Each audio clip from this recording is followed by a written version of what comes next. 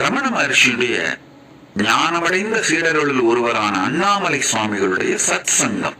சத் சங்கம்னா போய் உட்காருவோம், யாராவது கேள்வி கேட்பாங்க, அவருக்கு தோன்றப்ப பதில் சொல்லுவாரு, இல்லைன்னா அமைதியா உட்கார்ந்து இருப்பாரு. அந்த மாதிரி ஒரு இன்டிமேட்டான டாக்ஸ், அருகாமையில் இருந்து அவர்கள் திருவடியில் அமர்ந்து அவர்களிடமிருந்து நேரடியாக இந்த ஞான கருத்துக்களை, சத்தியத்தை கேட்கின்ற பாக்கியத்தை அண்ணாமலையான் அளித்தான். அதனாலதான் திரும்ப திரும்ப சொல்றேன், திருவண்ணாமலை ஒரு சாதாரண ஊர் இல்லைங்கய்யா, அது ஒரு பரமசிவ பரம்பொருளின் திருமேனி. அவரே பிரத்யக்ஷமாக இருக்கின்றார். அவருடைய பிரீதிங் ஸ்பேஸ், அவருடைய ஞான சூழல், அவருடைய இருப்பு எத்துணை முறை விவரித்தாலும், எத்துணை முறை வர்ணித்தாலும், எத்துணை வார்த்தைகளால் சொல்ல முயற்சித்தாலும் விளக்க ஒண்ணாத, சொல்ல ஒண்ணாத சுயம் பிரகா